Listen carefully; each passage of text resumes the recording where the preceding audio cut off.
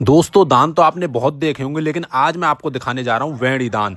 आप सामने देख रहे होंगे बहुत सारे जोड़े बैठे हुए हैं जो कि कभी अपने पति की गोद में बैठती हैं, कभी चोटी को काटा जाता है, कभी पति पत्नियों को आशीर्वाद दे रहे हैं और कभी पति जो है पत्नी को केला खिला रहे हैं और पत्नी भी जो है पति को केला खिला रही हैं और कभी जो है आपस में एक दूसरे को लाड़ प्यार किया जा रहा है, गोदी में बैठा जा रहा है। तो इसी संस्कार के बारे में आज मैं आपको बताने जा रहा हूँ कि यह कौन सा दान है। वेणी दान के बारे में आइए हम पंडित जी से जानेंगे। पंडित जी, मैं पीछे देख रहा हूँ इतने सारे जोड़े बैठे हुए हैं, आपने बैठा रखे हैं, ये क्या हो रहा है?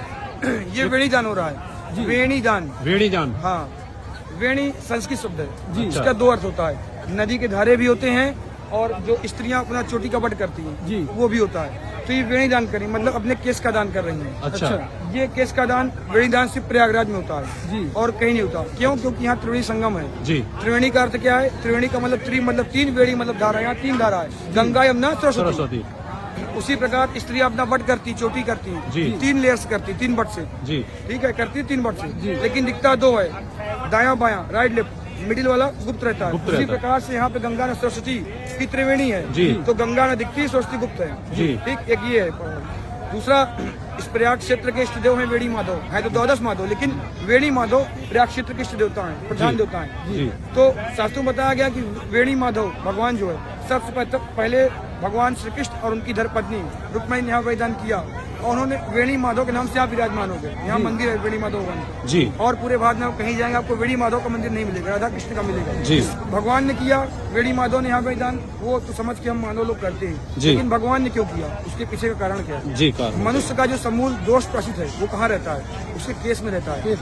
जैसे आप हम लोग पुरुष हैं, घर में कोई खत्म होता है जी, तो हम लोग क्या करते हैं? 10 दिन बाल केस कहते हैं। क्यों कहते हैं? क्योंकि केस में ही दोष प्रसिद्ध होता है जी। तो उसके आप केस निकाल लेते हैं तो आप शुद्धि होती है। ब्राह्मण लोग हैं तो नया जनेऊ मतलब पहनते हैं तो शुद्धि होती है जी। लेकिन जो स्त्रियां हैं जी, जो स्त्रियां हैं उनको शास्त्रों में बाल कटाने के लिए मनाही है जी, तो बिल्कुल। अब आज का फैशन का दौर है, कोई क्या करे वाला कटा लेते हो, लेकिन ये नहीं करना चाहिए। लेकिन इनके जो है जो बाल में दोष कैसे होना चाहिए, तो उसी के द्वारा ये वेणी दान के माध्यम से ये आज अपना संकल्प प्रकाशित करती हैं और इनको अपना बाल काटने का अधिकार खुद को भी नहीं है। अच्छा, खुद को भी किसी स्त्री को अपना बाल काटने का अधिकार नहीं, कोई नाई को नहीं, ना कोई ब्यूटी पार्लर वाली स्त्री को है, सिर्फ इनके पति को है। इसलिए ये जो पूजा होता है, ये विधि, ये विवाह के बाद होता है जी, पाणी ग्रहण संस्कार के बाद ही कर सकती है जी। और ये जो पूजा होता है पूरे भारत में कहीं नहीं होता, सिर्फ प्रयाग क्षेत्र में होता है, क्योंकि पूरे क्षेत्र में कहीं भी और जगह केस काटने की इजाजत मतलब आज्ञा नहीं, सिर्फ यहीं पर। तो आज इन्होंने यहाँ संकल्प प्रकाशित किया,